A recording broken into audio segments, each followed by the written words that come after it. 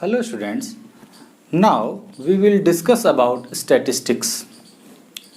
In this topic, we will discuss about mean, median, mode, quartiles and few graphical representation.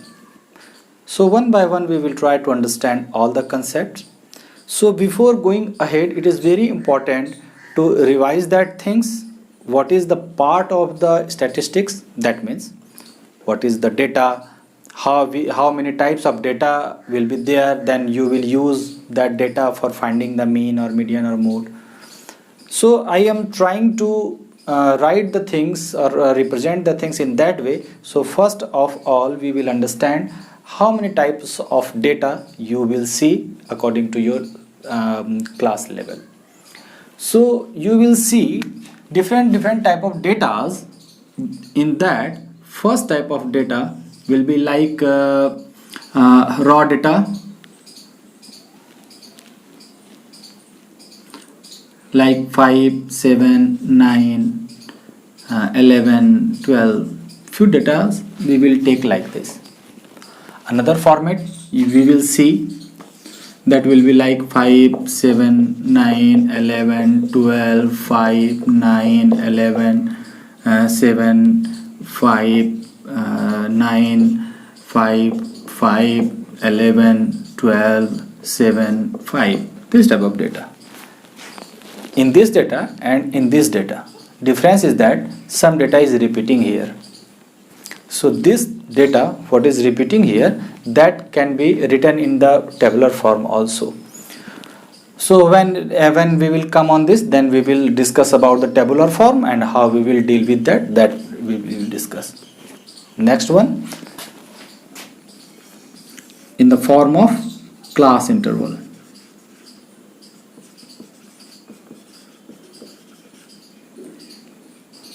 Form data.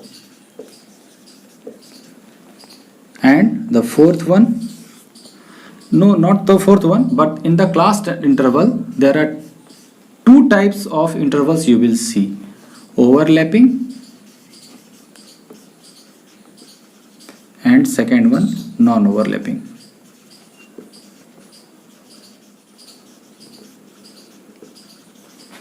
Okay, so we will try to understand all. For working on this data, suppose we are considering mean first, because mean, median, mode and quartile we have to do, but one by one we will do. Now I am considering for mean first. Whenever we will see this type of data, first type of data we have studied in class 9, we will add all, we will divide by number of data. Suppose there are 5 numbers, we will add all, we will divide by 5, then we will get mean, or we can tell arithmetic mean, average, all are the words used for that same purpose. I am not doing that because you have done. For this type of data, whenever we have to find the mean of this type of data, then how we will do? Whenever we will see this type of data, so first of all we will try to write this data in the tabular form. Then any one method we will implement. I am not telling the method. First of all I will create the complexity here, then we will see which type of method will be useful for us, and then you will decide that which method will be good for which type of data. You will decide that. So I am doing in that way, then it will be good for you. So I am taking first this type of data and doing the work for finding the mean of that. So let's see. This is the same data whatever I had written there. Now we will try to find the mean of this given raw data. So first of all we will try to represent the given data in the tabular form, then it will be easy for us to calculate the things. So 5, 7, 9, 11, 12, it is 12. So 1 time all I have written here. So 1 you have studied this in the class 9. 5 9 5 9 11 7 11 7 5 9 5 9 5 5 5 5 11 12 11 12 7 and 5 7 and 5. So this is 6 times, 3 times, 3 times, 3 times and 2 times. Now we will add this, then the number of elements should be, that number of data should be equal to this one. So check here, 1 2 3 4 5 6 7 8 9 10 11 12 13 14 15 16 17, total 17 data is here.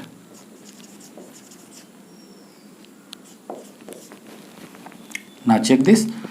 Since this is frequency, so we can represent it as f. This is the data, we can represent it as x, this f and x. So here, since we are adding this, so for the addition we know that we will use sigma sign. Sigma f, it will be 9 3 12 and 5 17. It is matching, so that means everything is okay here. Now the data I have converted in the tabular form. Next thing, we have to add all. Since 5 is repeating here 6 times, so 5 plus 5 plus 5 6 times. So in short we can write 5 multiplied by 6. We can do this. That means 5 plus 5 plus 5 plus 5 plus 5 plus 5. That means 6 times. In short we can write 5 multiplied by 6. So here same thing we will do here. So we can write it as f multiplied by x, and this will be multiplied. 5 multiplied by 6, 7 multiplied by 3, 9 multiplied by 3, 11 multiplied by 3 and 12 multiplied by 2. So it will be 30, 21, 27, 33 and 24. That means whatever, if we will add this all, then this will be the summation of all this number. Then we will divide by the total number of data here, and total number of data is 17. Then we will find the mean or average, whatever we can tell. So now we will add this. So I am rubbing this.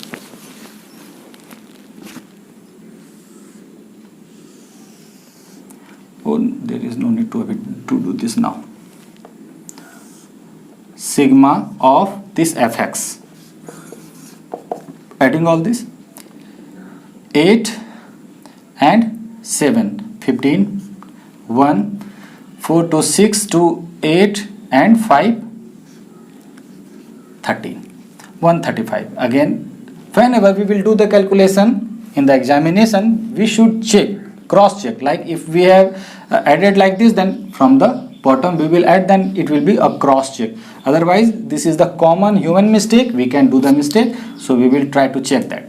So 7, 14, 15, 1, 3, 3, 6 and 4, 10, 3, 13. So everything is okay. Now in the next step we have to find therefore mean.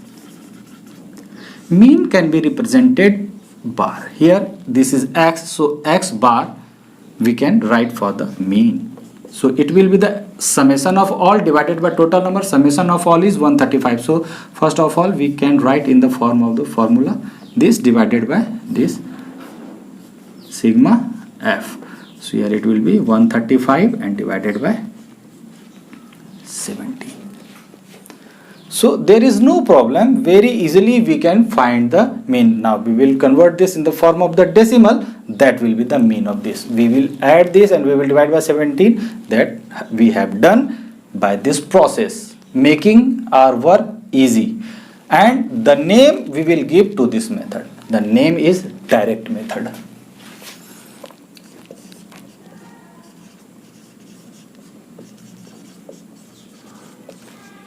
Whenever we are doing this, multiplying directly and doing the thing, then it is direct method. So first method we have discussed, that is direct method. Now the next thing, it may possible that data will be big, this frequency will not be very small numbers, or this data will be a big numbers like 432, 230, big data. Then multiplication will be a little bit complicated at that time. Then we should do the things in that way, then data calculation will be easy. So another method we will try for that. We will reduce the effort for that, and we will try the another way to do this. So we will do all the things whatever we have done till here, but in the next step what we will do, let's see. For making the calculation easy, we will select any number from this as assumed mean. Okay, assumed mean a, and we will denote it by a, and in the maximum time we will take the middle. It will give the benefit. What the benefit it will give, we will see that. Suppose this I have taken a, assumed mean.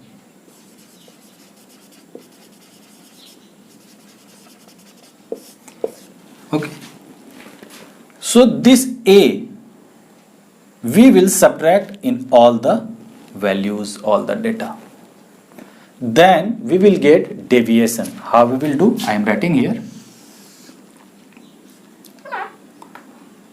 D is deviation, and what we are doing here, we are subtracting this assumed mean in all the data. That means we are doing xi minus whatever the xi means, whatever the number of data we are taking here, x1, x2, x3 like this, minus a. So here a, 9 minus 9, it will be 0. Every time whatever the data we will take, that will be 0. Then it will be easy for the calculation. This row whenever we will multiply it, we will get 0. We will see that 0, 9 minus 9 is equal to 0. 7 minus 9, it will be minus 2. 5 minus 9, it will be minus 4. Here 11 minus 9, it will be 2. It is 12. 12 minus 9, it will be 3. Okay, now we can understand at that time we had to multiply this big number with this. Now this time very small numbers, and 1 is 0. So whenever we will multiply this with 0, then there is no problem. Few values we will get with plus, few with minus, then the calculation will be easy. So now this deviation, this is deviation.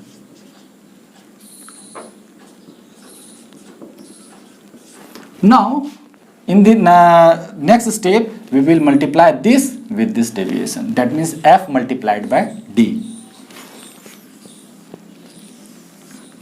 F multiplied by d. 6 multiplied by minus 4, that means minus 24.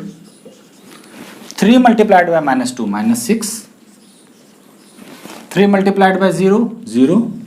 3 multiplied by 2, 6. 2 multiplied by 3, 6. Now you can feel how much is it easy. So whatever we had subtracted from this, we will add after getting the mean by this method, then everything will be make up. So let's see, it will be minus 30, it will be 12. Now whenever we will add this both, then what we will get? We will get sigma fd is equal to this, and plus this, it will be minus 18. Sigma fd we have found. Now we have to find the next part, that what we will do. So for comparing that, I am completing this first, then it will be easy for us. Then I will compare with that. 17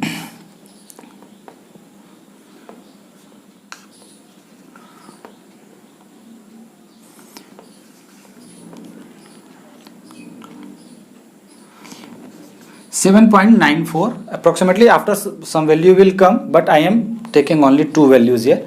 So approx we can tell.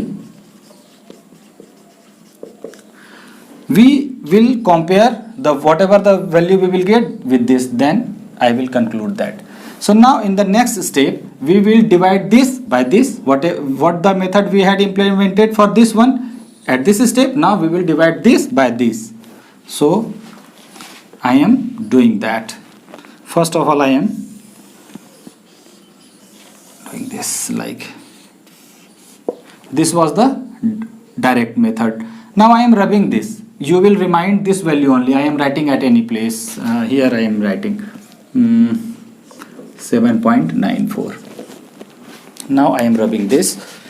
Therefore, sigma FD divided by sigma F, it will be minus 18 divided by 17. Okay, so what will be the finally mean, what we will get? Therefore, x bar is equal to a plus whatever we had subtracted, now we will add, then everything will be okay, and a plus sigma FD divided by sigma F. So now we will do the calculation here. What the calculation we will get? A was 9 plus and minus 18 by 17. It will be 9 minus 18 by 17, and next we will do the calculation here. It will be 153 minus 18 by 17, and it will be 13 140, and then 130 13 and 5 135 by 17. Again same thing we are getting here, 135 divided by 17, and whenever we will subtract it, we will get 7.94 approx. That means whatever the method we have implemented, we are getting the same mean. And now one more step we are adding here. So now this new method will be called as second method, that is shortcut method.